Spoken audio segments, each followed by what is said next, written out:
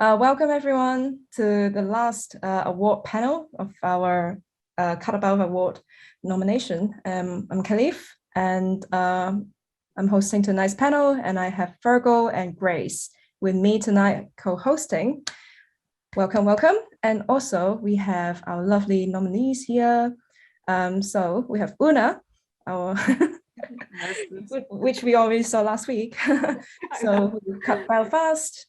And we have Joe, who cut Dune, and he's now in LA in his house. It's very nice. And we have Affonso, who cut Lost Daughter. Where are you, Affonso? Yes, hello.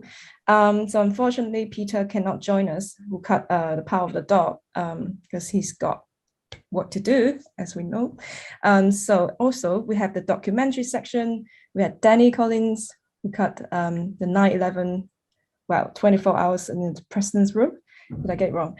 Yeah, but these people. Also, we have Rebecca, who cut Cow, and the other two editors couldn't make it. I think Janos, no, it's not Janos, sorry. The other two editors can't make it. You're muted, by the way, Rebecca. Say hi. Also, we have, where are you? Joshua Pearson, who cut Some of Soul. He can only join us for 20 minutes, so we gotta catch the time to talk to him. So let's start it. Yeah, officially. So tonight is supposed to be chill and relaxed, so as if we met in a pub. So I have a drink here with me. And first of all, cheers to all of your achievement and amazing films. A few films, they're the first film I watched after lockdown, so it was very emotional going to cinema the first time. And also, this panel is dedicated for editor, will not be edited out anywhere. So feel free to say whatever, isn't it? So cheers. So cheers. First question, I don't know if Virgo or Grace want to ask the first question. Otherwise, I will ask. Can I try and jump in with Joshua? Yes. If it's okay, just congratulations on Summer of Soul.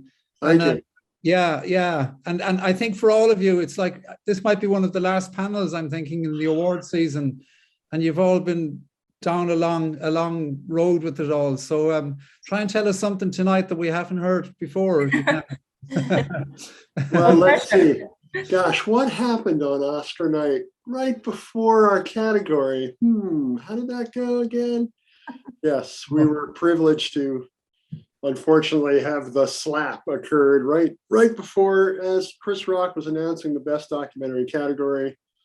It was very strange. I was in the room, sitting in the mezzanine, and thought it was a stage slap. I was like, I swear I saw him stamp his foot down to make the sound effect. But yeah, it was pretty strange. It was still fun, but there was it actually added an extra level of adrenaline to the whole aftermath. I met up with my teammates down at the bar, and we all were hugging each other and saying, oh my God, I can't believe we did it. We won. And what the hell was that? It was just really bizarre. So it's one for the history books, I guess, as Chris Rock said. Yeah, but what you did with that film is amazing. It's like, it's one thing as an editor to discover, here's a treasure trove of practically unseen archive from 50 years ago. And then it's another thing to bring out those jewels, polish them, make them shine at the right time, bring tears to people's eyes, have people tapping, and it's just a phenomenal feat with everything you had. Thank you. Yeah, what can you tell us about how that was from? I mean, it was great. How long ago is it now? Seeing as we're coming to the end of the road, probably. Yeah, well, we cut it and finished it in 2020, in the summer of 2020. So we started just before lockdown, and then lockdown happened, and I worked until maybe July or August, finishing the cut, basically just doing cuts. They actually had essentially let the whole freelance team go. There was a story producer, an associate producer, and another producer, and everyone was helping out, and then they let them all go. Luckily, we had a lot of the footage, interviews in the bag. So I just kept going, and my producer, Joseph Patel, and of course, Amir Questlove-Thompson were in their, I was in my basement, they were in their basements, and I would just share cuts, post cuts and share them that way. And then they'd give me notes back, and that's kind of how it worked. There was a funny moment though, where, we had to do a watch down of, the so-called picture lock. And at the time, there was no real good solution for, sharing high quality video playback with somebody else. Certainly you can't do it on Zoom. I think later on we were using Evercast, which is weird, but I do remember it was pretty hilarious. I decided to put my phone on a tripod and basically point it at the screen, and then, video phone with Joseph, the producer, and basically he had to just watch the cut on his phone shot off the monitor. So it wasn't exactly a high quality watch down, but eventually they got into the color correct, and they were doing that in person in a room very carefully. But yes, shooting it off the monitor was kind of funny and strange, especially for a movie that's supposed to be so big and loud. Yeah. How do you feel having come through where you have with it? And it's one of those films that's going to be around forever, because it's documented something in such a powerful way. I mean, it feels great. It's fantastic. I love the fact that it became so popular, and, Searchlight Pictures really did a fantastic job promoting it. And there were posters all over New York City and on the buses, and they really got the word out. And, it doesn't hurt to have someone like Questlove as the director. He certainly doesn't have trouble getting press. Well, I think my question is more like it's a film that connects to you really, really personally. It gets you right in the heart. And I think it's not often you can create something that actually punctures right through to people's hearts and souls. Yeah. As your film did, I think.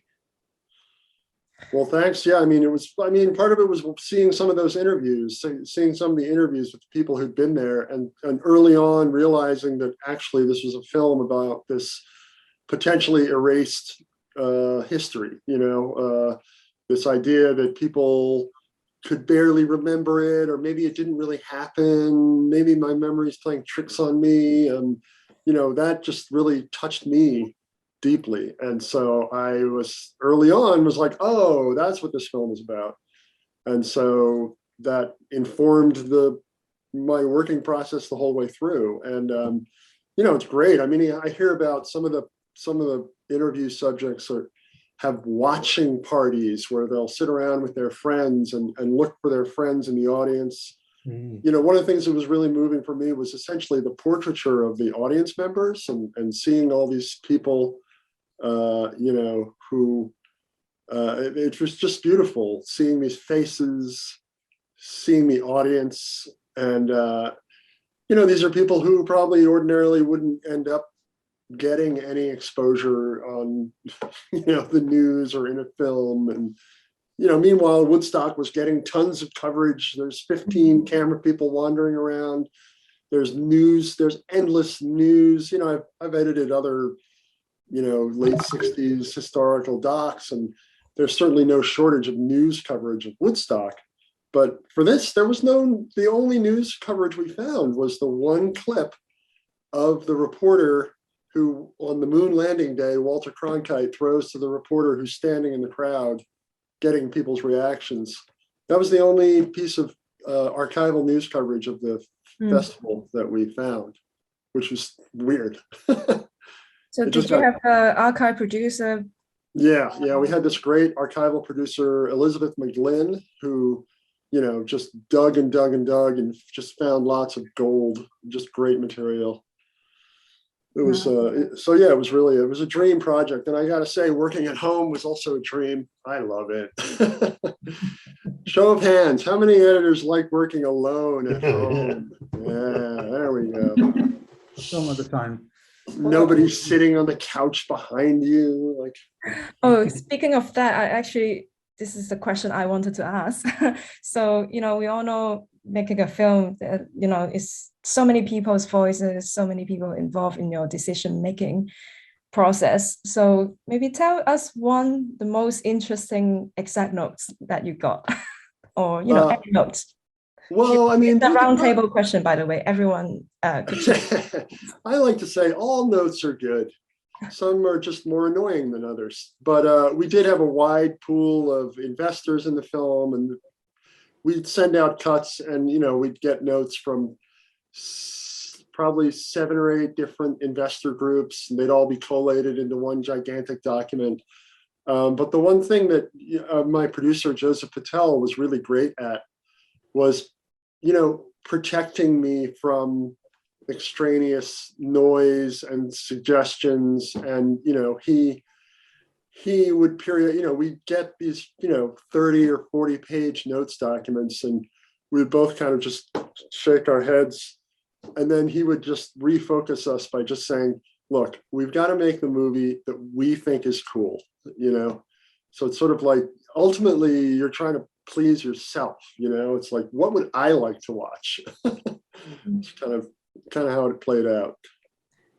What about you, Danny? Because I think people probably have, that impression about the president, Bush, and except when I watch the film, I feel quite, actually empathize with him. So I don't know whether that was a discussion, how. Yeah, well, so it's for those of you that don't know, it's a film about 9/11, and there are sort of interviews with George Bush and all his kind of circle of government and people that were making decisions on that day. And there are two sort of versions of that film, a BBC version and an Apple version, where it was a co-production, and the notes were so different in the end. We've got 2 different films. So the BBC version is sort of following George Bush, and it's much more of a POV. And then the Apple film, they wanted more of a 360 of the day with him inside it. So my work was more on the BBC version, and the focus was definitely to just explore what it is just to be this guy who happens to be president and thinks he's in for a fairly easy day, and then by the end of the day he's pretty much decided that America's going to war, and it ends up being the longest war that America's sort of been involved in. So it's just trying to see him deciding that, and seeing all that stuff around him, and seeing those sort of cogs in his mind hopefully work and get there. And I think you can be sympathetic with him on the day. I think he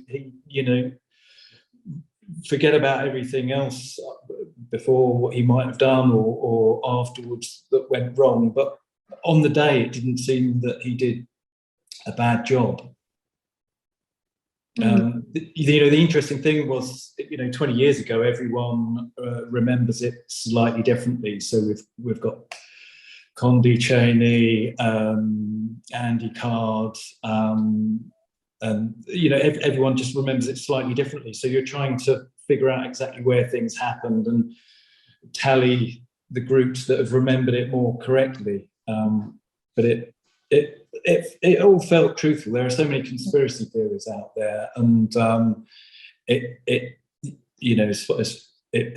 just felt that everything tallied in lots of little details. So it was quite interesting, and quite an honour to sort of be a witness to all those rushes, really. Yeah, I was quite emotional watching it. I watched it at like 12 a.m. midnight. Supposed to be tired, but keep me on the edge.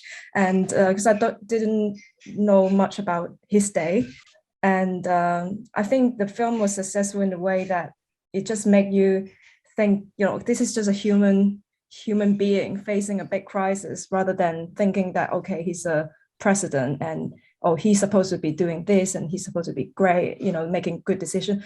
And so it's just really human story about him, facing, how does he handle that crisis in front of some children, no, it's not really. There was a lot of pressure to try and make other films out of it. There's so much sort of, what could they have done to have avoided it, and what did they do wrong afterwards? And it's just somehow just having faith in that's where your film is. It's in that space, and not straying outside of it. And we had a fantastic commissioning editor at the BBC who really saw that, and sort of got behind us and enabled that. Mm-hmm. All right. Thank you. And congratulations. And I'm going to pick out Rebecca. She's sitting somewhere bright. Looks like a daytime in London. I don't know where. But I mean, the film Cow is it's a biography of a cow. I'm really curious. Did you have many assistants to pull you, the best move, or, find me the best footage of this? How did that work?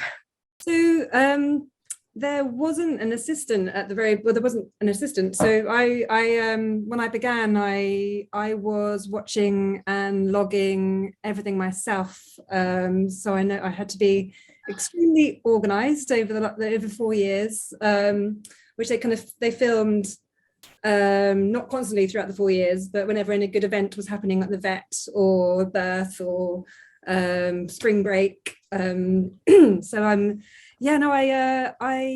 logged, synced up the rushes, organized, and it was kind of double the work, because also they filmed a backup calf and cow. So I was kind of like parallel editing, and while I was logging, I was also assembling all the moments, making sure I didn't miss anything. So I did all. There wasn't an assistant, but there was a amazing, obviously, sound crew, and Linda Forson, who was our dialogue cow editor. She was absolutely amazing at making sure that all the authentic moves were there. And one thing that Andrew wanted was it not to be manipulated, and everything had to be real and true. So everything is real. Well, yeah, it was quite intense, really, and you can see the camera is so close to the cow. It was.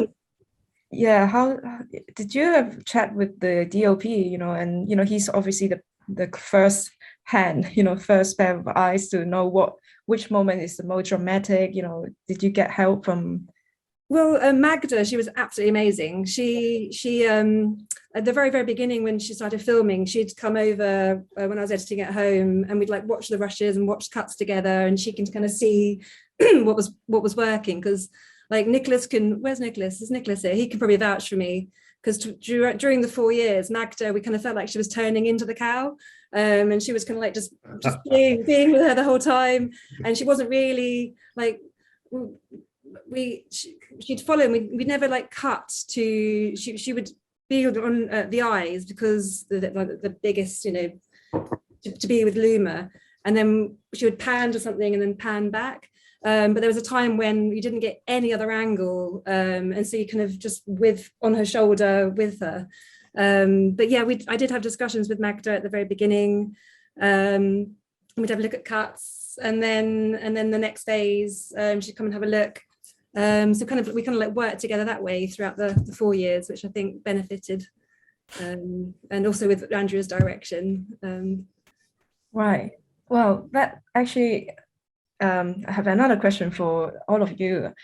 Speaking of picking a project, what attracts you to pick this project? Because sometimes, yes, great director or amazing team, but the subject is really hard. It's sometimes you worry that, oh, there isn't enough material, or, it's really hard to achieve the vision. How do you evaluate taking a project or not?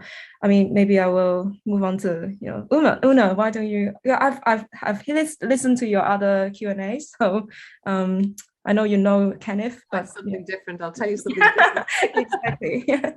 I think well, it's what Joshua said, and actually it's really interesting listening to Rebecca as well. I heard Rebecca and Nick with the documentary team 2 weeks ago, and you were brilliant. But it's so interesting that, say, all of us have the same challenges, which is how to allow the audience to empathize with the story. Or say with Joshua, I know for me, Summer of Soul or Belfast, it was to give voice to a story that hadn't been told before, and to sort of celebrate the friendships between Protestants and Catholics in Northern Ireland prior to the Troubles, which is a story close to my heart and a story close to Ken's heart. I obviously directed my own documentary about a story similar to this, 50 years to the day. So for me, I think once Ken offered me Belfast, I just was like, I couldn't think of a better film to do, and it was a passion project. We made it for less than $1 million originally whenever we were shooting. So it meant that Ken sort of bankrolled it between, say, August until Christmas.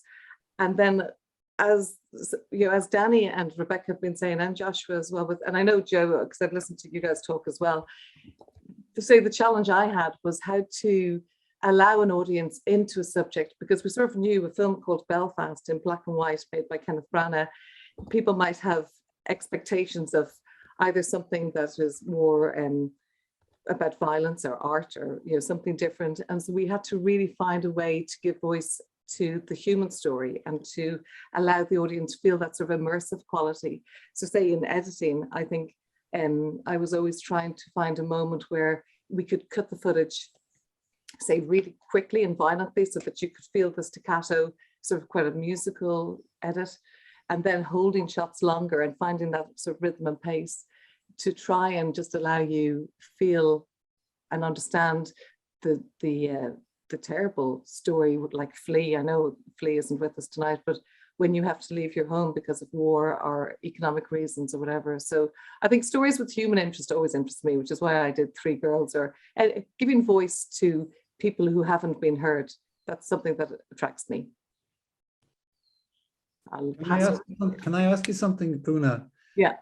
I've heard you speak many times, and you're brilliant. And you started a point on one event that I saw you at, and the conversation went somewhere else. But you started talking about how poetry had influenced you. Oh yeah, it's the poetry of actually Frances Ledwidge. That was thanks for because I know I started that, and then somehow I think we had a technical difficulty and we got off.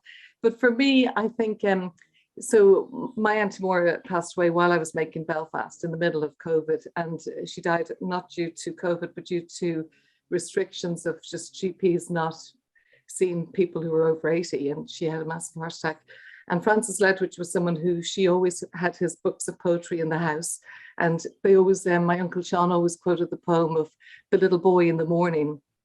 I wish I could remember now, but it's like, I wait, he whistles at another gate, he will not come. And it's about a little boy who died. If anyone Googles Frances Ledwidge, little boy in the morning, that's the poem that I was saying whenever I was cutting Belfast. That was very close to me, because I was sort of thinking, my dad had to leave Northern Ireland and in the 50s, and when he was only a teenager. And I just thought for Ken, for a little boy age 9 who had to leave Belfast, that poem, although the poem was about a little child who died and his friend always waits for him, he used to come and whistle at the gate, and then the children would go to school together. And the poem was basically about, it's still I wait and he will not come, he whistles at another gate where angels listen. So when I was cutting the film, I just noticed these shots of the little boy going through the fence. It was the first sort of week of shoot. And in my assemblies at the end of each week, I started doing these I started this when I was doing The Missing years ago. I'd create like a little montage of beautiful, iconic imagery, and I put like a little music to it, so that for the director, sort of like a little gift for the director. So when he sits down to watch the assembly, there'd be this beautiful sort of poetic little thing, and then the assembly would start. And like a warm-up. Yeah. It's just to give him a little sense of, I have, I've actually shot something that looks pretty good. And one of the little sequences that I did in the first week was just the tail end. After the kid went through the fence, I just noticed that the shot of the fence and the grass and the empty fence, basically the place where the child had been, where he will never walk again, it reminded me of the Francis Ledwidge poem. So I picked out these little moments and then I cut them into the film. And when Ken saw it, it comes at the end of the film, Ken just said to me, he loved it. And he felt like there was something in there that he could connect to. So as an editor, then it meant that I knew that I had to preserve when we were getting notes. So we had no real notes from execs because we didn't self-focus until the film was actually nearly finished. It was 99% finished. But it meant that we knew that if anyone was to say to us, the little boy goes through the fence too many times, we had to sort of push back on that, because he had to go through the fence at least twice, ideally 3 times, in order for that fence to resonate at the end of the film, and also the wind blowing and the saddle that the Pops was polishing. So Joe, I hope you don't mind me. I know I told Joe this when I met him, but I heard Joe talking about his burning palm trees, and I was like, that's my fence, where you're playing with audience memory. You plot something that'll actually emotionally pay off later, and so that was what I was going to say about just the poem, that poem of, the importance of respecting the space where once the child was. I thought there was something in that. And so I created that out of just odds and ends of shots. I think it's lovely though, how whatever art we're consuming can influence us, other types of art influence our creative process, and however it comes in. And Yeah. I didn't realize that you did this montage at the start as a little amuse-bouche or a treat. I've actually done that since 20, I think 2011, when I did the missing. That's when I started doing it. I love it. I recommend it to anyone if you have a week's rushes that you think like a little bit like, do a little gift at the top of, of it, and actually be very, very happy. It's interesting what you say about trying to see different viewpoints of your own material. And I always, with Denny, I always like doing the first trailer or teaser. And on Blade Runner, we really kind of put our heart and soul into that. I mean, we didn't have long, but it was just, we wanted us to be the kind of authors of the first glimpse of it. And I think that sort of coming at it from a different angle also sort of slightly liberates you, because you start to use the material in a different way than the purpose it was intended for. I really kind of love those moments. I mean, of course, later the big marketing teams come in, you don't really want, you duck for cover really editorially, don't you? Sort of let somebody else, do that. And because it's better not to know your film at all. I mean, 12 Years a Slave, the first version of the American trailer for that was basically about a guy who was missing his family, whereas in Europe, it was a film about slavery. And so, you had to kind of say, well, the marketing people know best. They want to get people their bums on seats and things. But, rather in the way that you're repurposing your material, which I think is just such a kind of refreshing, fantastic thing to hear. I think sort of getting your hands dirty with different formats of your own film is really useful. Liberating. I think, Joe, I think that might be because I was editing documentary features for 8 years, like creative features, like the guys' features. And I think having that sort of brain where everything you have is material, there's a chance to actually repurpose it to something else as you're refining the story and bringing things down. So all those little vignettes in Belfast, for example, they all came from the fact that as we were shortening the film, some great scenes were falling down. And then we had these longer takes, and we needed to create that sort of the musicality of the edit. So some of these little vignettes, they were collapsed scenes and maybe just one image of one scene, like the little girl brushing her hair or the guy's being searched, and just one image did it. We didn't have to have the full scene. We could just do it in a visual way. Yeah, amazing. I think actually for you, go over to 2 guys. We still have, I'm going to mute myself so I can hear you guys speak.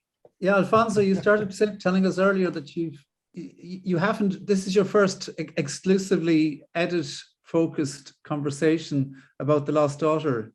Yeah. I haven't been, sorry, excuse me.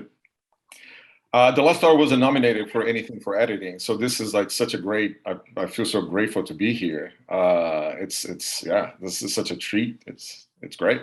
Like we were talking earlier about like, when you start a film, what Danny was talking about, weaving the spell.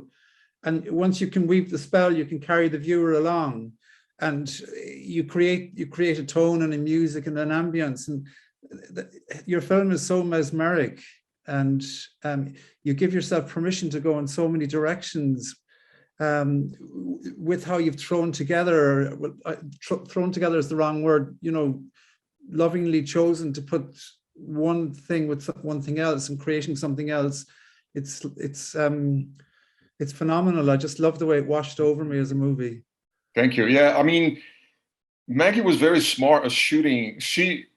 I mean, obviously, when I put the film together, it was the script. But then when she came in the cutting room, quickly, she said, just let's take out the stuff that doesn't work. Like the first day of, like the beginning of the film, the very first 3 scenes of the film, in the first day of editing, we just took it out and never put back, or never tried different things. Like, this doesn't work. And she allowed me she encouraged me to experiment, to how and when to bring the flashbacks and the memory, and play really carefully the ins and outs and what permeates the film sonically, what little images and the song, and somehow the things sort of, the film kind of talked to me. It kind of led me to the way the film is, and it was always allowed. She always wanted the experimentation to live and be more experiential, you know. So that's kind of how we built that, if that makes any sense. Yeah, it felt like that for me anyway. I felt complicit with her so much. It was incredibly powerful. Yeah, and the tricky thing is to keep the story of the Olivia Colman character. That's the through line. But then when the Jessie Buckley character comes in, oftentimes it becomes more interesting, because like the past just informs and it teaches about the present. And just to keep that balance, when you feel like, oh, we're about to forget the present, then we kind of jump in and then jump back. And it could be just the image of Olivia Colman just laying down on the beach and then come back, you know, this is her memory, but it's also exists in the same time. So it's... Yeah. I've had that sometimes when I wake up. I'm not sure, am I awake or am I asleep? And there's a tiny bit like that with your film. That when she was having dinner, for example, with the young Irish chap, and they're getting drunk together, and then we flash back to something else, and that feels very real as well. And then it's like, oh, I forgot we're having dinner, you know. It's just, I loved it. Yeah, it's a little bit like what Una was saying, that sometimes they're full scenes, but we don't need that. We can just flash it, and just that you're already, hopefully you're placing that information through the film, that just by hearing the music of the peeling the orange, or little things that just flashes in and out, you immediately carry, because it's the story is being told emotionally. So it keeps the flashes in the memory. You can have, like, you wake up, you're not really sure is a dream or is happening, which is the reality that I'm living in. So try to balance and keep weaving along the two stories.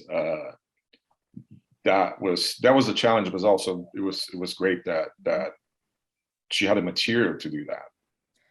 We actually have one question from the audience about the ending of The Lost Daughter. So from Lizzie Haisling, she said, I would like to ask about the ending of The Lost Daughter. What were the discussions in the editing room?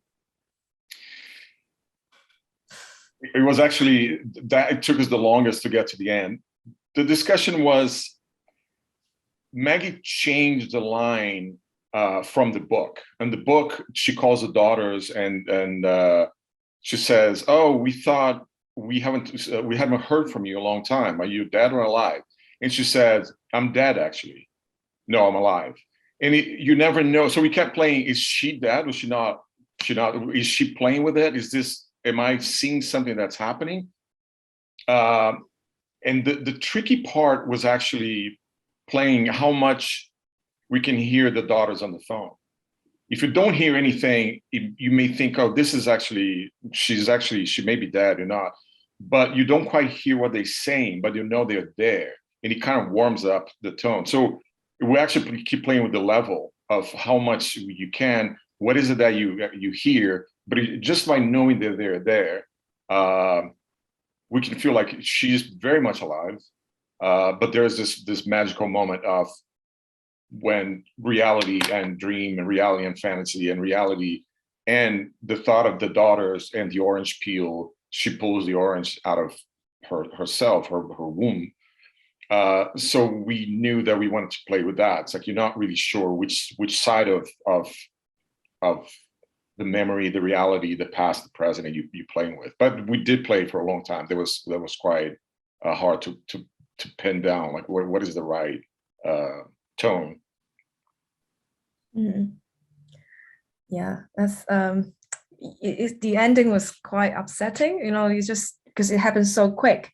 The whole film, we were, you know, starting to know her. We know her, okay, her past, and that explains why she did what he did in her present time. And then it just suddenly turned sour. So it's quite real as well. But yeah, I just couldn't believe she just, you know, stabbed her with that thing. And yeah, and I thought that was again a very subtle but emotional film, because it's not like, you know, a lot of dialogues or dramatic fight scene or whatever, but it's all the emotion was subtle. And just one question, one dialogue. It just also, can I ask you, did the director, or, you know, in the book, I haven't read the book, I have to say, did they try to play there is a potential love interest between Olivia Colman and the young guy on the beach? Was there like a potential thing? I think for the Olivia Colman character, she potentially could have something with anybody there. She's right. Just that kind of person. She just like to. She's interesting. Yes, she's interesting. Paul Mescal and Ed Harris and everybody around. I mean, there's definitely like a kind of a love connection between her and Dakota Johnson character. So she's just open. I mean, the film itself, it is a hard subject. It is disturbing, like the choices that she made. You know, it's like, I don't know why she's making those choices, but she is. And the great thing about working with somebody like Olivia Colman, that she would ad lib and she add levity to the story.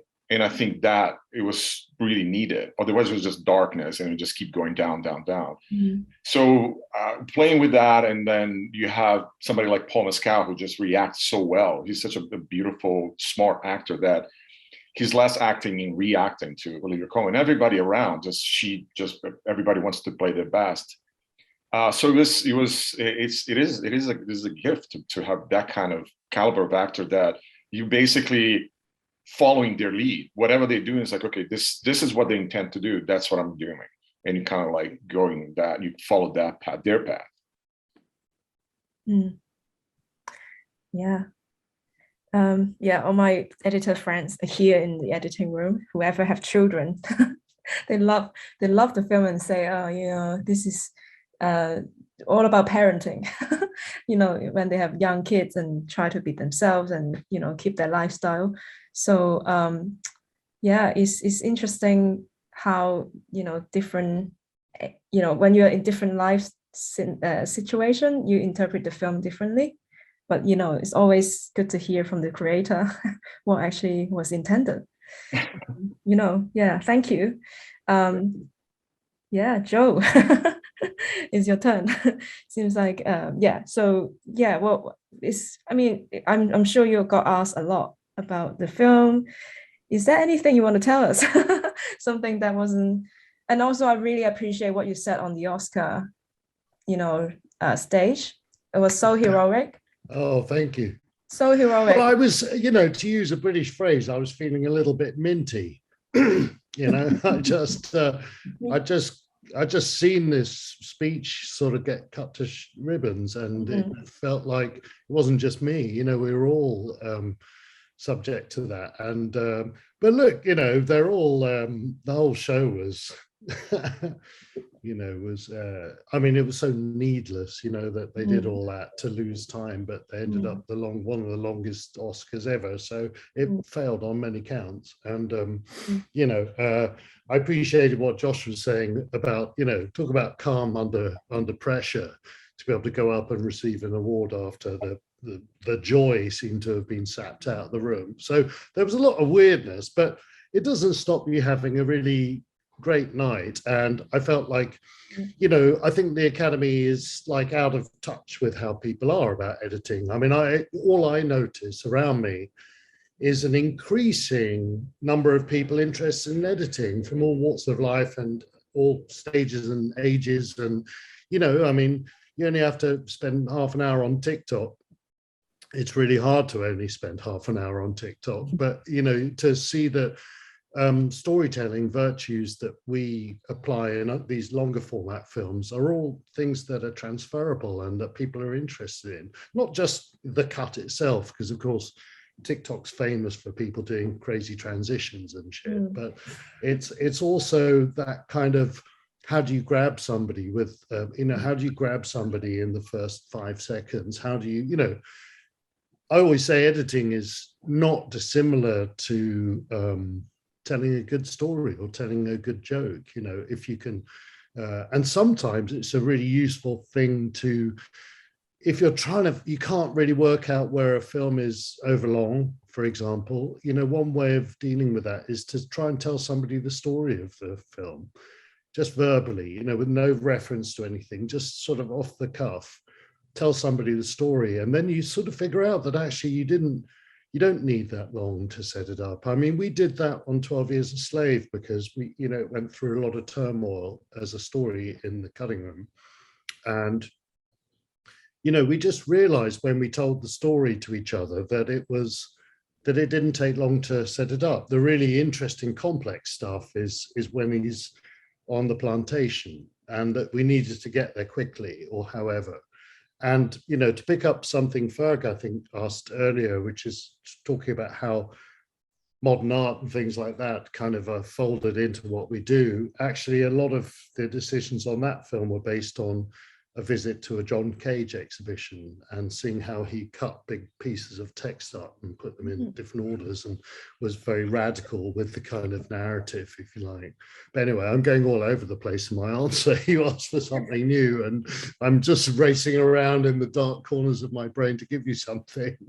But yeah, the Oscars night was fun. I did really enjoy myself, but I was feeling a bit leery when I went. Basically, Will Smith had just assaulted somebody on television. So naturally, I walked into a room with 300 journalists and none of them were looking in my direction. And I thought, well, I'll say something for all editors, you know, and we have to stand together. And, you know, if I would observe something, it's the fact that, you know, we're in a strange position. It's lovely to talk to other editors because we all know what we do.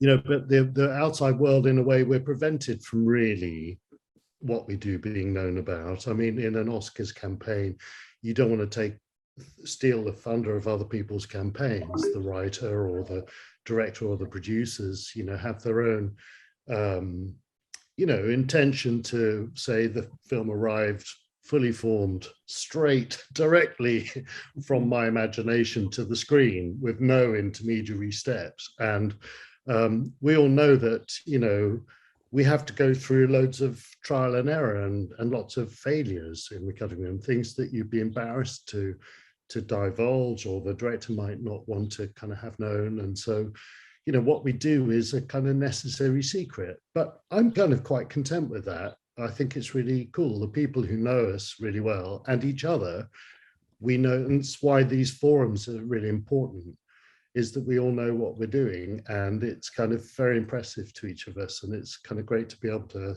you know, to celebrate that.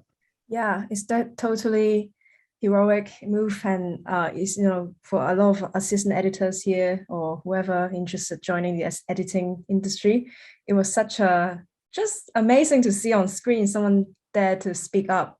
You know, I think it's a lot of unfairness still happening in the industry, and not, you know, most of the time people don't, you know, speak up because, you know, there's no time, no one wants to listen to you, or, oh yeah, something is said but no one can address it, you know. So I thought that was just something that need to be said on screen, and especially such a platform.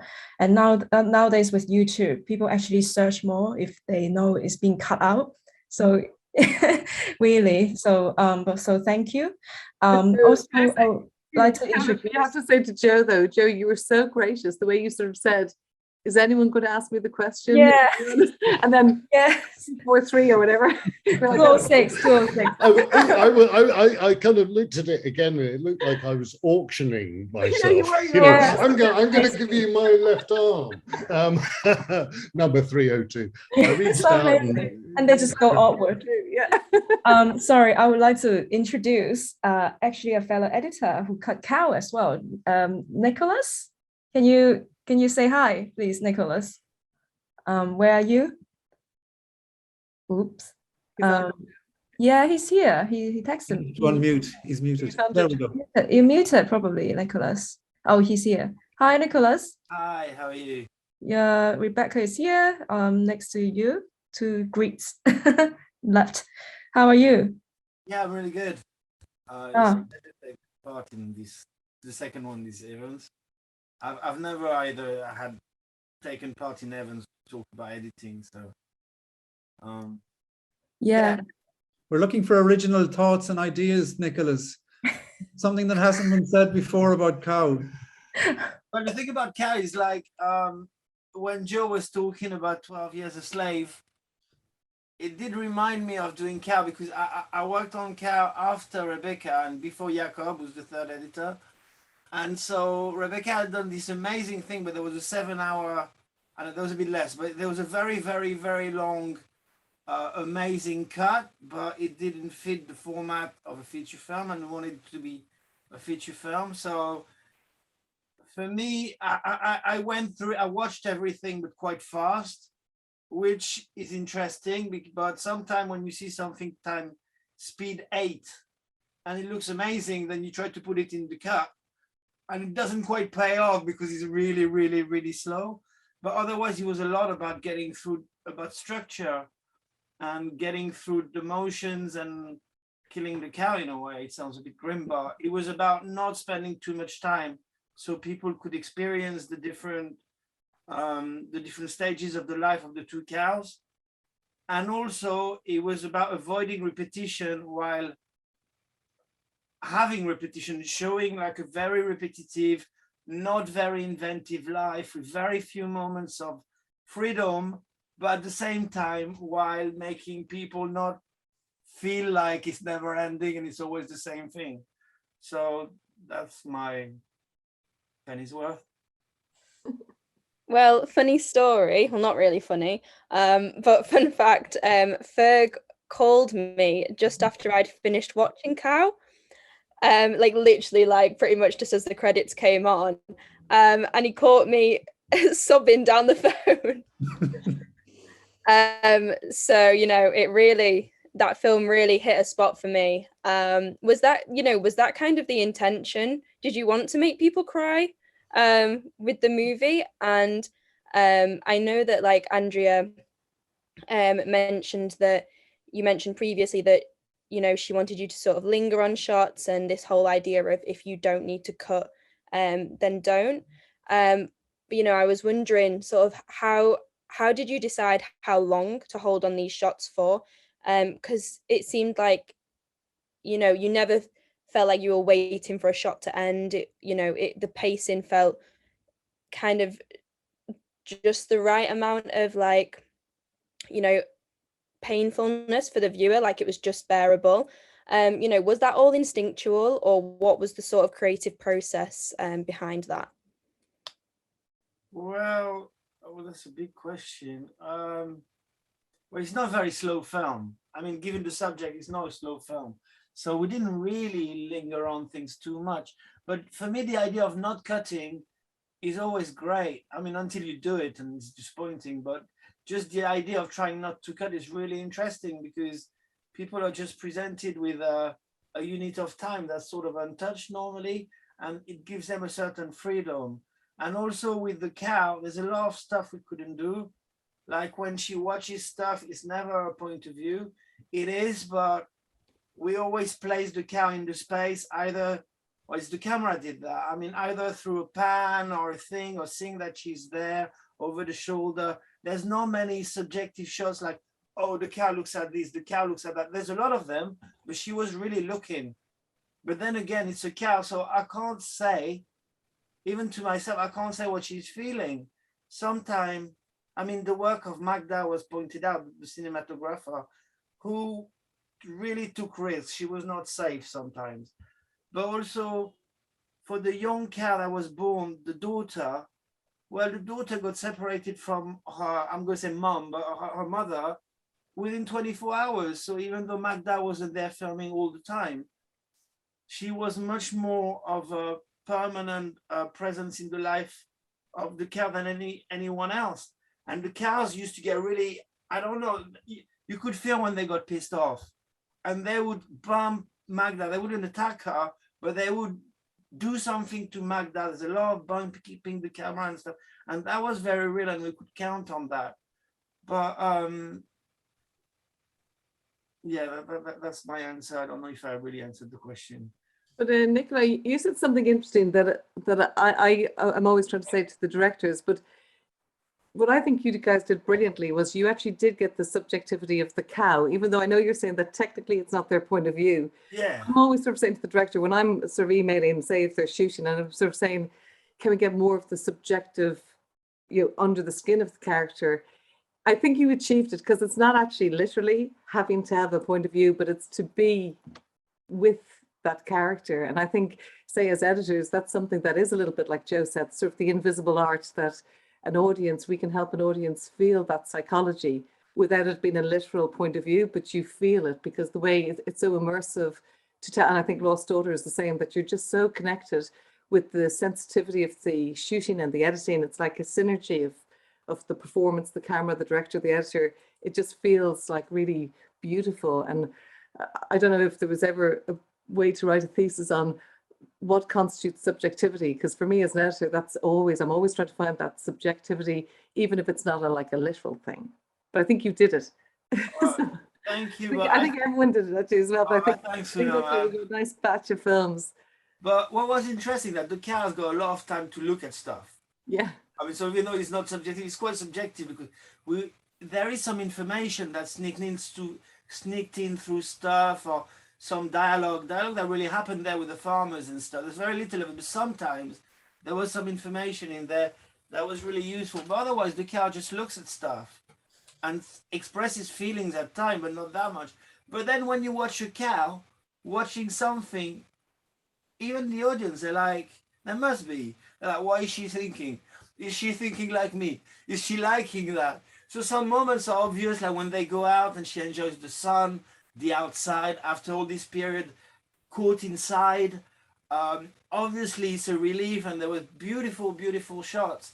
But what's interesting about the case is very subjective with the big eyes, but also for the audience it interrogates their own subjectivity. But I think one thing that was interesting, coming back to the previous question and what was said at the beginning, no, we didn't try to make people cry or to make people do anything.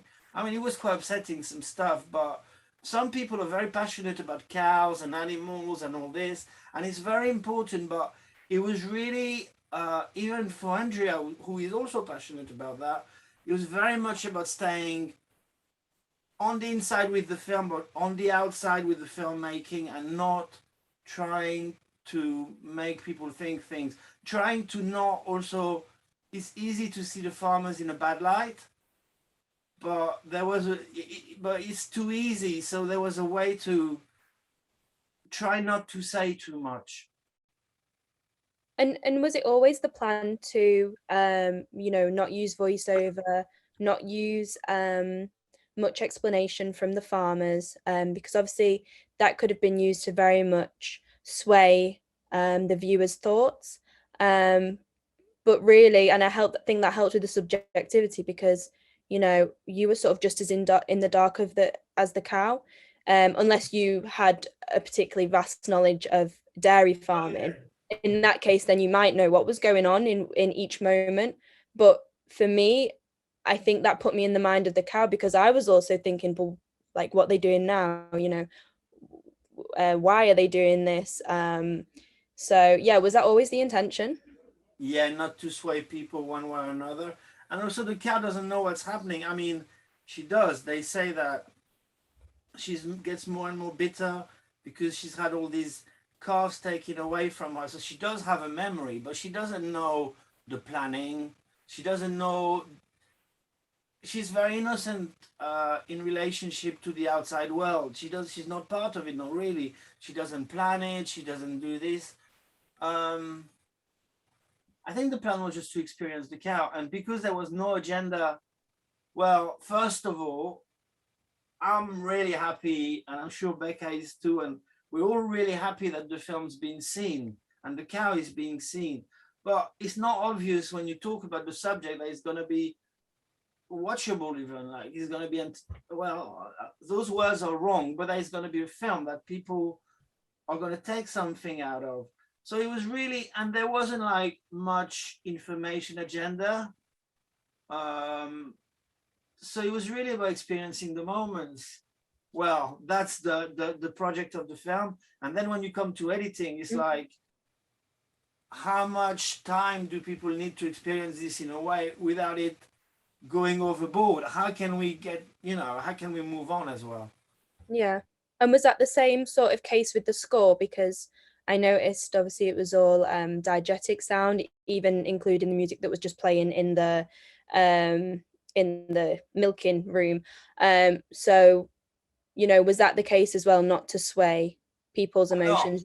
No, that was the opposite. That was the little corner of freedom. Andrea loves, there is no score, but it's just like this beautiful sound, like the sound work by Nicolas Becker and Linda Fossen and all that, and Nicky French who recorded it. The sound work is almost entirely replaced because we needed to get out all the machine sounds and stuff and have a sound that's a bit cleaner. But when it comes to the tracks, it was complete freedom and fun and female voices and pop.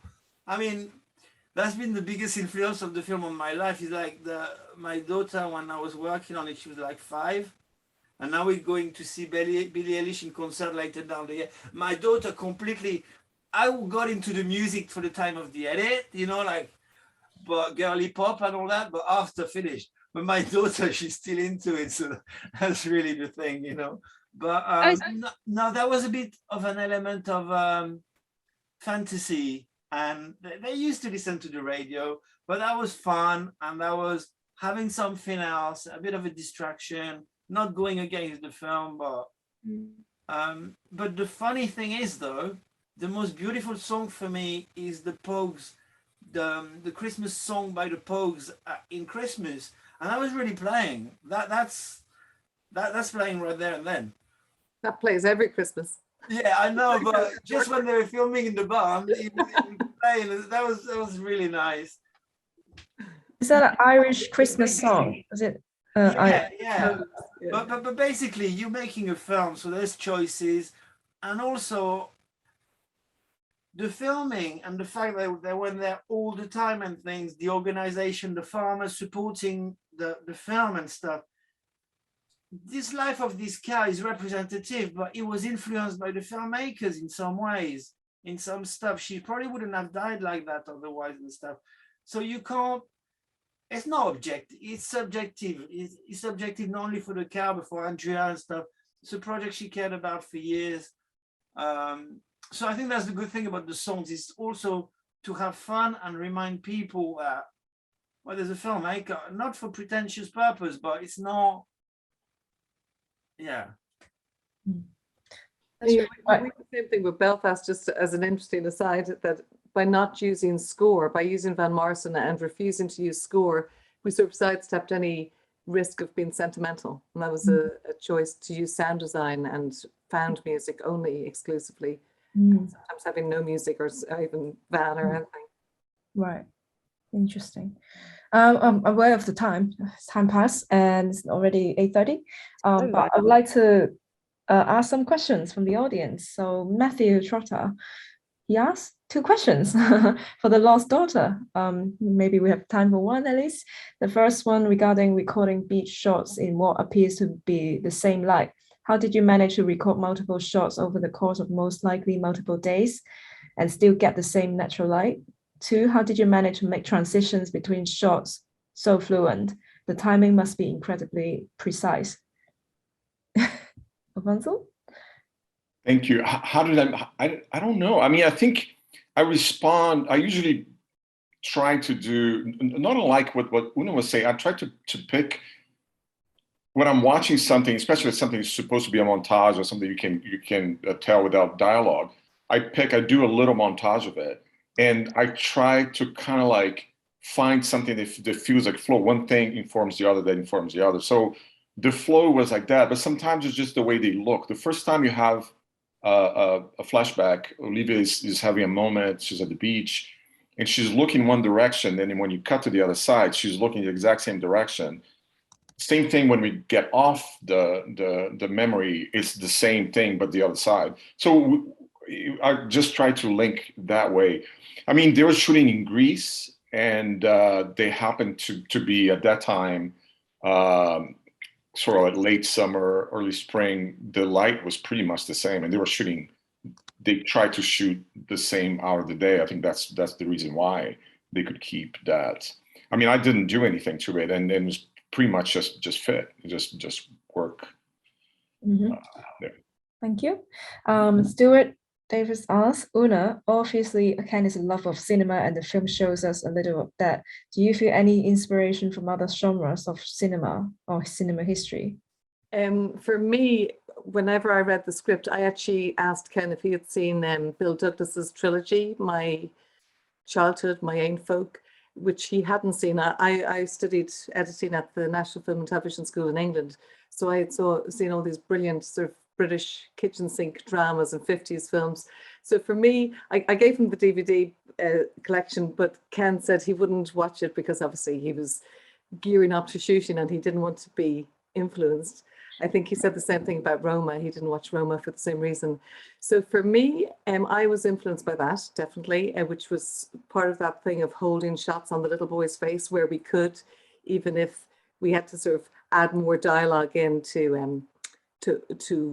earn the fact of holding on to the boy for such a long time. The other film that I know I've said before, so I won't say too much about it, but it's Dennis Mitchell's Morning in the Streets, which is on YouTube. He's the father of poetic realism, a documentary director from the 1958 in the UK.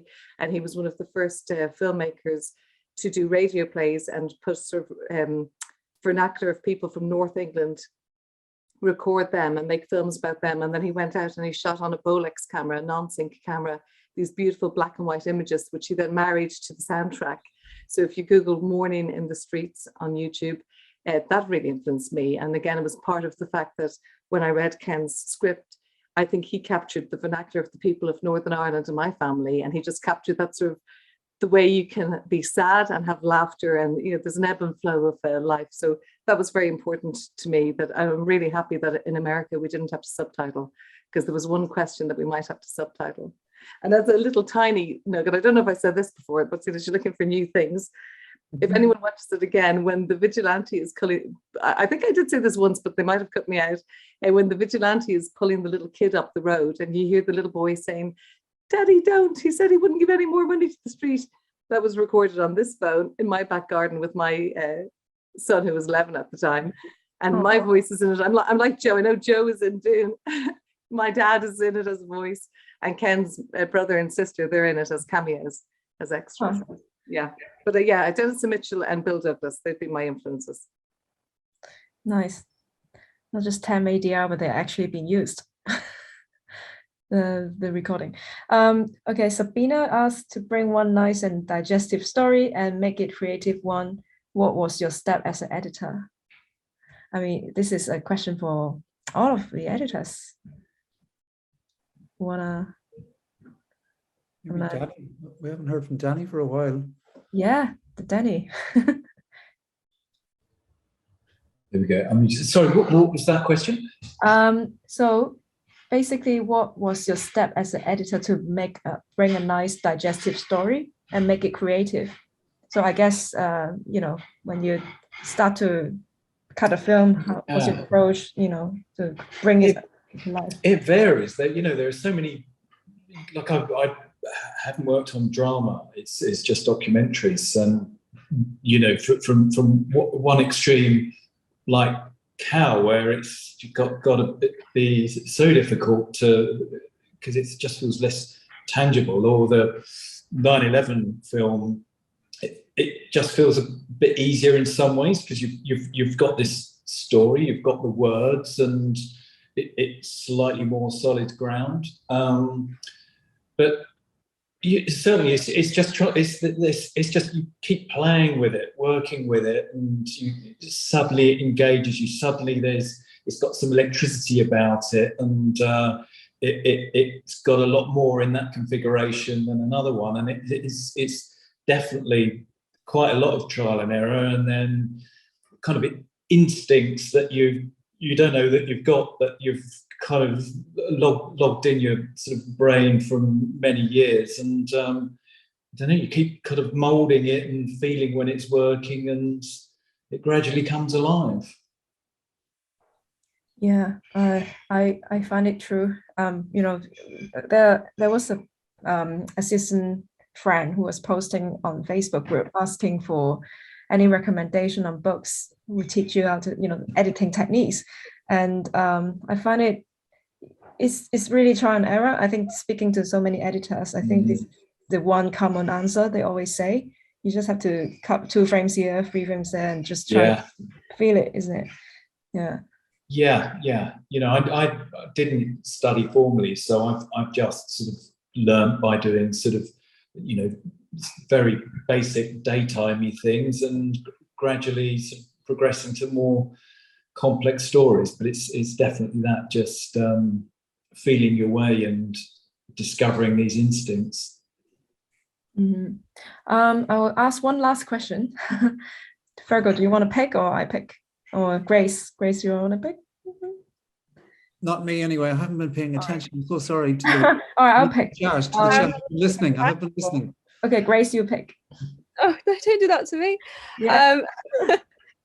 I mean, we've got one from Alex and one from Irene. Do we have time? And I think that's then everybody's got their questions sort of asked. Do we have time? Okay, you pick.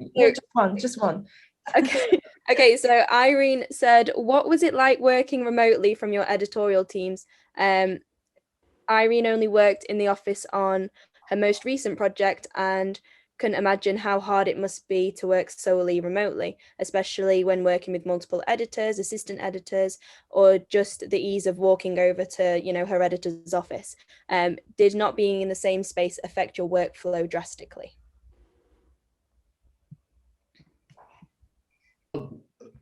I'll have a go at that one. I mean, I was, the pandemic hit us when we just delivered our director's cut, and it's really hard not to sound really stupid, elitist bubble kind of character to say that it was, while it was horrible for everybody in so many ways, it was also kind of really benefited us because it gave us some time to really, you know, the thing ground to a halt.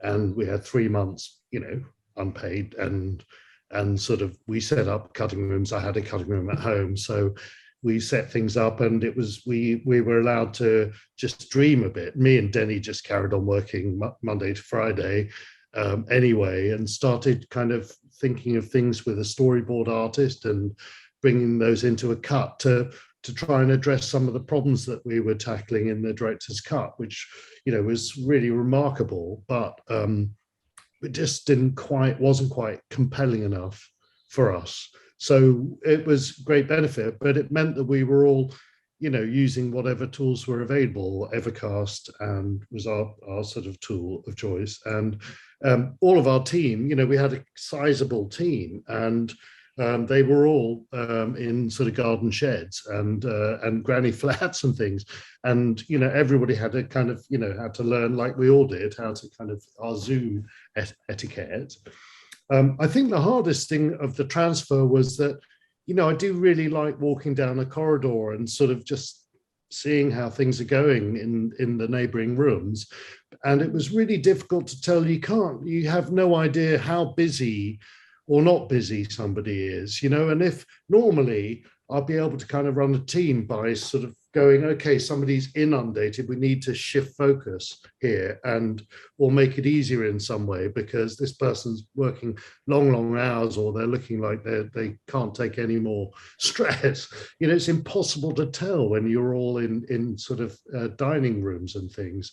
So, you know, we did try to have a kind of regular weekly lunch together, and sort of, you know, just like we're sitting around like now, which sort of seemed to improve things. But I've got to say, the kind of great benefit is, for me, was that I've always had that thing at 8 o'clock at night or 9 o'clock at night where you've kind of left it too late to order food in, and yet you've got a problem that you're trying to fix and you haven't fixed it yet. And, you know, my kids have grown up, and so I haven't, you know, I don't have, you know, bedtime stories to read at 7 o'clock or whatever, like Nick and others here. You know, I could carry on until tomorrow, and it's of no consequence. And it was like sometimes that thing of being interrupted at work was by the process. You know, I can't really face going, you know, that whole business. You just give up sometimes in the evening. Whereas I really like the idea that on this one, I could just come down in the middle of the night and work on something, and then sort of sleep with a kind of empty conscience, you know, and sort of sometimes worrying about something or not, or feeling something isn't quite fixed yet. It can be fixed in half an hour, but I can worry about it for hours, or it can spoil the mood. So I've got to say, it turned my house, you know, it's a very creative space, and I really, really love it. And it's really hard not to imagine that's going to be an ingredient going forward. It's really hard on a big VFX film with a huge team like Dune or Dune Part 2. You have to be there. And although I'm kind of perfectly content to work remotely, there's sort of something that it's better to ask somebody a question. You know, there's a shot I've got in the film I'm cutting at the moment, and it's an actor looking up in the sky at something, and I have no idea from the script or from the performance or from any of the notes what the hell he's meant to be seeing. And I haven't got a shot of what he's meant to be seeing. You know, I haven't got, you know, the cow's point of view. And I'm like, it's much better to go up to the continuity person and say, what's the idea? Can you tell me what the idea is there? You know, sort of conversationally, rather than it, you know, somehow texts and messages and emails can sort of become a bit official, and you need to do things personally. And especially when there's like an aerial unit and a model unit and a second unit and sometimes a third unit and a storyboard artist and previs, you have to be a great communicator. It's part of our kind of skill set now as editors, is that we used to be okay to be cave dwellers, but we can't anymore. We have to sort of be, you know, experts at Photoshop and experts at, you know, it's no good just to say avid media composer and to answer your question, Alex, iMovie, and leave it at that. We have to kind of, we're all having to kind of adapt slightly, which may not play to our strengths as human beings, because editors aren't necessarily, that isn't necessarily the required skill. Anyway, I speak too much. But Joe, I think you're right. I would hope going forward that, say, the lower budget independent films, they would sort of allow us work from home more, for exactly the reasons you said, of just, you know, you wake up with a good idea at 6 a.m. you can just go to the Avid, turn it on and do it. But it is for big budget films, it does seem like we'll never, even with all the protocols and safety, we'll always have to be in the same space for a good reason. But it's, I would hope that the independent films do, because I've noticed now that COVID is lifting, actually people have short memories in our bigger exec field, and they are pulling everyone back, you know, back to London again, or back to LA, or back to wherever the hotspot is. Yeah.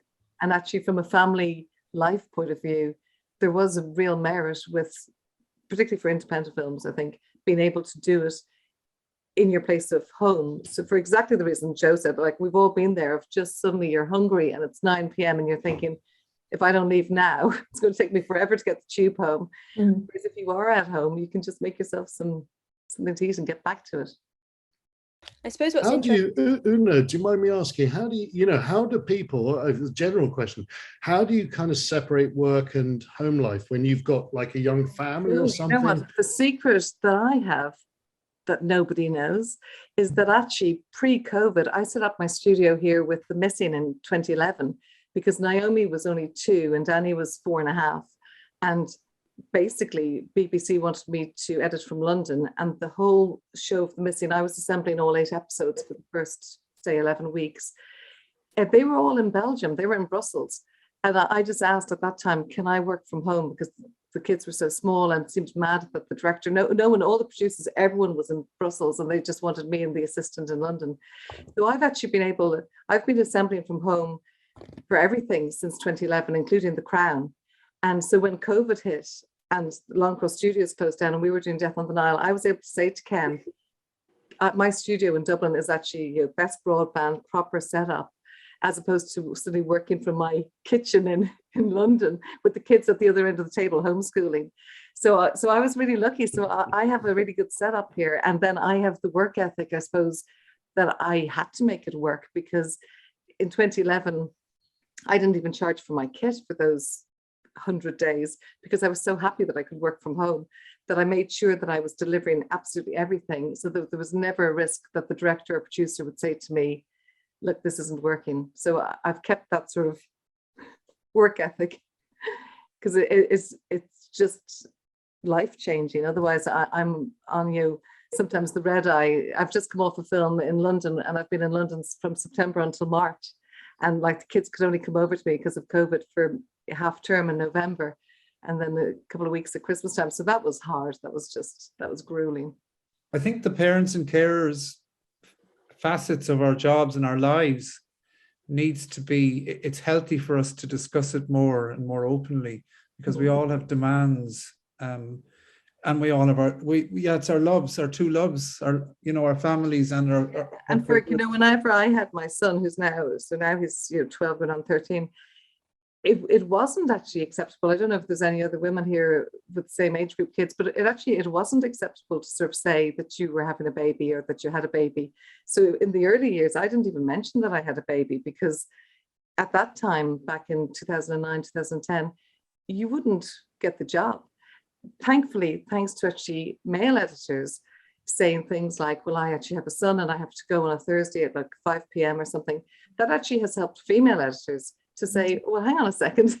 If because the producer study, I can remember I was on The Crown, I think it was, and one of the editors always had to leave at 5 on Thursday, one of the male editors. And I can remember the producer just saying to me, oh, it's wonderful, he's such a good dad. And I was thinking, God, I have a child too, and no one is letting me even leave early on a Friday to catch my flight. I'm going on Saturday morning. So thanks to the men actually being open and pushing it, it actually helped a lot of women who felt that we weren't able to push it, because if we pushed it, we could actually get pigeonholed. It actually helped us have a voice to actually also say, well, hang on. We also, if our job is done, I mean, I know all of us have worked with people that even when you've done a brilliant cut and it's 7 o'clock, they think you're leaving early when you're sort of saying the cut's ready, and they're feeling a little bit angsty that you're actually leaving because you're usually there till 9. And that's something that we have to help, cut the umbilical cord of the director with the editor and give them the courage to know that the film is ready, and we can go home at a weekend if the work is done and it looks great. Yeah, that's very good. Actually, I worked with Virgo before, and he actually showed, for assistant editor, it's really important to have a leader or a boss who actually set standard, so we know how to set standard or boundary because for assistant, you don't leave until your editor leaves. So if the editor never leaves, then you never leave. Don't worry, I always say to my assistant to leave. They always, if Timmy's here, she can testify for me. If I know I'm staying on, there's absolutely no way I'd ask an assistant to stay on needlessly. And sometimes working remotely, as we are at the moment, it's actually quite good that, say, the assistant and Timmy, they're both working remotely as well. So if we had a late export, they could actually go walk the dog, eat some dinner, and then Nick knows he can just upload it at 8 o'clock, and I'll just keep going until 8. But I would definitely say to the assistant, stop, go for dinner, do whatever you have to do, and only the first would come back to export. But again, that should only be rarely. I was wondering, so when you were talking about working remotely, and that sort of obviously benefiting you guys, you know, family life balance and work balance comes first. Obviously that's family are more important, but when it comes to the development of the assistants, do you think that you guys being remote hinders sort of, if it's I mean, most assistants want to become editors eventually, right? So, you know, how do you think that sort of the future is going to look like with editors working remotely? Do you know, Grace, on Belfast, because Belfast was low budget, it meant that we had 3 first assistants. Now they have sort of different name categories just to help because it was a low budget film. So Simon, Matthew and Carly were first. And then we had 3 second assistants, but they weren't all working at the same time. They were leapfrogging 2 months each because it was low budget. And our second, for example, Lydia, she got offered a job on Top Gun, which Mission Impossible. She had to go. We supported her in going. So it did mean that we actually had, and Timmy joined us. So we had 2 months each for the first seconds. And it was amazing because they were all so brilliant that actually they all hit the ground running. And it meant that because with Belfast, we were very old school. We didn't even use Evercast. We had drives. So I was downloading every day. The assistants were downloading to their homes. And it meant that I was sort of assisting myself at home, as well as giving jobs to the assistants of like building sound design. And that's where Timmy, who's on this call, she was brilliant at helping with sound design or VFX comping. But I think we were talking quite a lot. We're always on WhatsApp and chatting to each other. So we actually really made it work. And working with those different people, Quinn, Lydia, Carly, Matthew, Simon, it actually meant that everyone had like a 2-month stint. And I just had to sort of orchestrate to make sure that, because myself and Ken were working at such a pace. I mean, he wrote it at such a pace. We shot it, he wrote it between March and June. We shot it in August. We had it almost, locked in January.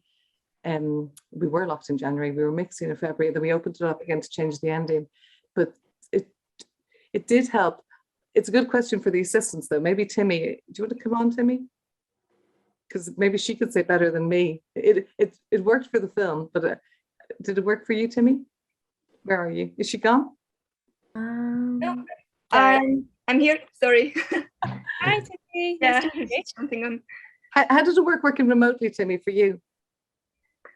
On Belfast, it was a bit not like difficult, but yeah, it was like manual because now on this current job we have a salon sync box, which is an amazing new thing to transfer the rushes, and basically we are working in the same project, Avid project, and we see everything instantly if someone does any changes. But of course, if we import something, it needs to be synced with the other sync boxes in the other homes. But on Belfast, we just before we had this salon sync box, we just transferred the bins manually, and it was working fine as well, of course. But with the salon sync box, it's much easier. And would you say to me, do you miss out on anything of not being in the same, like Joe was saying, about being able just to walk down that corridor and chat to each other? Yeah. Do you have a preference to being in person rather than remote? Yeah, I really like being in the office and just in Soho, because that's where most of the post houses are, in that Soho environment. Because if I just go out for lunch, there are so many impacts, and it's just great also in the post house, and just to go to the other room, just to talk to the other assistants and the editor, and it just it's great to be at home. It's very comfortable and easy, but I really miss being in the office and be with each other. I think you can only, Grace, probably the only way we do it is we only work remotely for the shoot. And once the shoot finishes, we all come together in London. Thank you so much, guys. We're overrun, but we can go on forever, really. Thank you so much for all the nominees, and all the best with the film. And I'm sure you'll make more good films and great films. And so congratulations, and we'll wait for the result. But so Virgo, Grace, anything to add? No, just thank you. Thank you. Good luck to everybody. Yes. Amazing.